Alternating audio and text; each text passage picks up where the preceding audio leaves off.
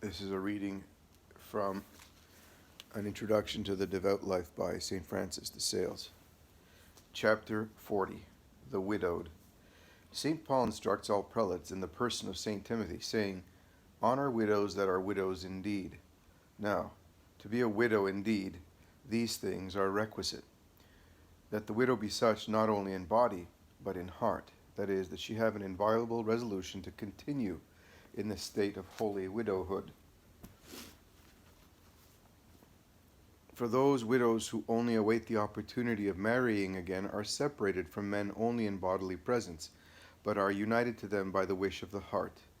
If the true widow, in confirmation of her widowhood, will offer her body and her chastity to God by a vow, she will add a great ornament to her widowhood, and greatly strengthen her resolution. For, reflecting that after her vow she can no longer forsake her chastity without forsaking paradise, she will be so jealous of her design that she will not permit the least thought of marriage to settle in her heart. But this holy vow will place a strong barrier between her soul and all things contrary to her resolution. St. Augustine strongly recommends this vow to the Christian widow, and the ancient and learned Origen goes further, for he counsels married women to vow and dedicate themselves to widowed chastity, in case their husbands should die before them, so that amidst the sensual pleasures of their marriage they may still enjoy the merit of a chaste widowhood by means of this anticipated promise.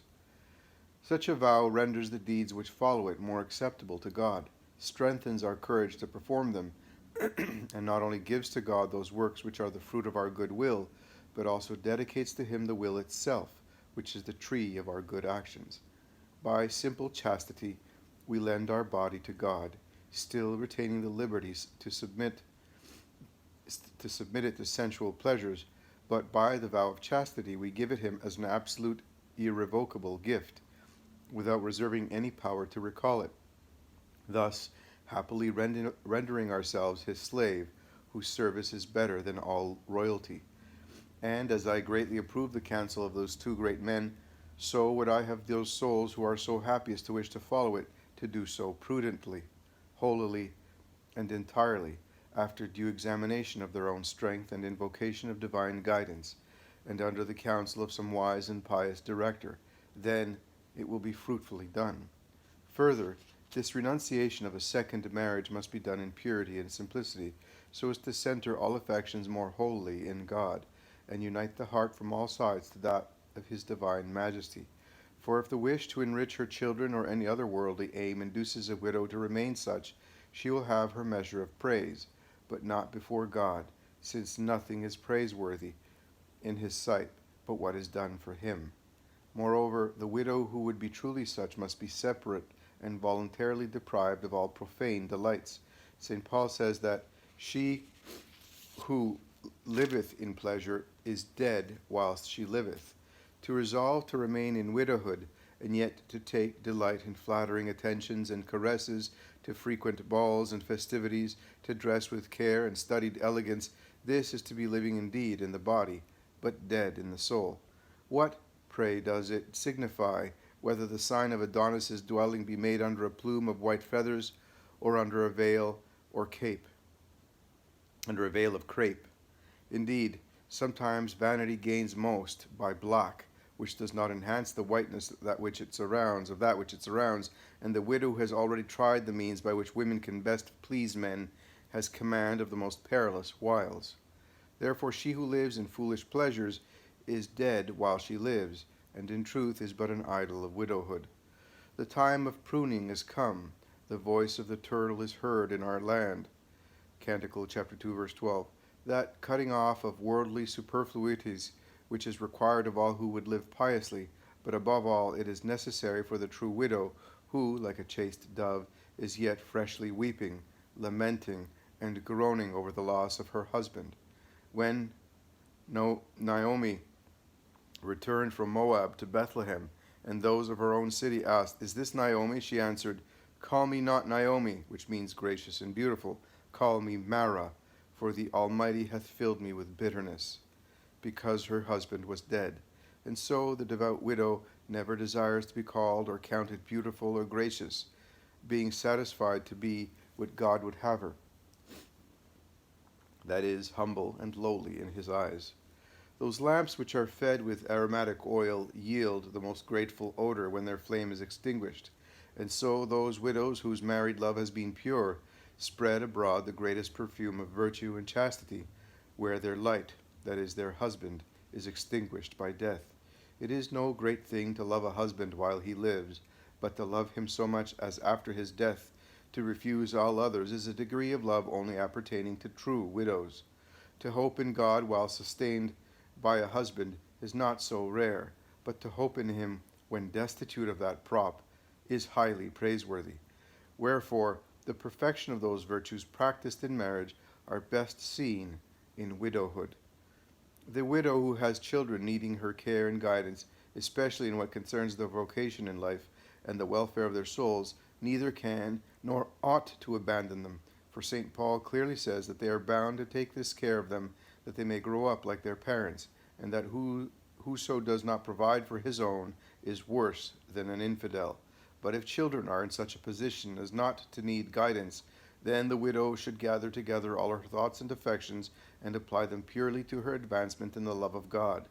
Unless some imperative cause forces a widow to involve herself in external embarrassments such as a lawsuit, I should counsel her wholly to abstain from such, and to follow that method of conducting her affairs which will be most peaceful and tranquil, even if it be not the most fruitful. For truly the fruits of such worry must be very great to be compared to the blessing of holy tranquility.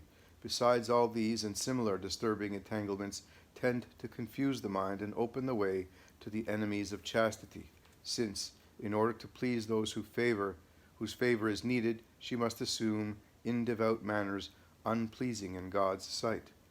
Prayer should be the widow's continual exercise, for as she must no longer have love for any save God, neither should she have any words save for him. And as iron is hindered by the diamond from following the magnet, but approaches it in proportion as the diamond is removed, so the widow's heart, which could not rise thoroughly towards God, nor follow his divine attraction wholly during her husband's life, should after his death run hastily after the odor of celestial perfumes, saying with the bride, O Lord, now that I am mine own, receive me as thine. Draw me, we will run after thee to the order of thy ointments. Canticles chapter 1, verse 3. The virtues best befitting a holy widow are perfect modesty, renunciation of honors, rank, large assemblies, titles, and all such vanities. Let her serve the poor and the sick, console the afflicted, lead maidens towards a devout life, and set a perfect example of virtue to all young wives. Necessity and simplicity are the ornaments of their attire, humility and chastity of their deeds, purity and cheerfulness of their words, modesty and meekness of their eyes. And Jesus Christ crucified is the sole love of their heart. In short, a true widow is in the church as a little spring violet, which, while it is hidden amid the large leaves of its lowliness, spreads around unequaled sweetness through devotion, and by its subdued color denotes mortification. It grows in open, uncultivated spots, not seeking the contact of the world, that it may the rather preserve the freshness of heart against the heat which longs after wealth, honor, or love would arouse. More blessed shall she be, says the apostle, if she so remain. 1 Corinthians chapter 7, verse 40.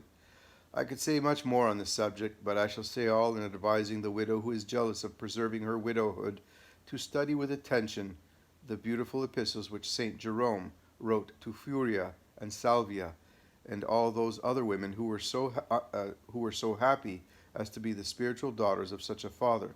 For nothing can be added to what he there says except this, that the true widow should never blame or censure those who enter into second or even third and fourth marriages, for sometimes God thus orders events for the advancement of his glory, and one must always keep in mind that which the fathers taught, that neither widowhood nor virginity have any merit in heaven, except that which is assigned to them by humility.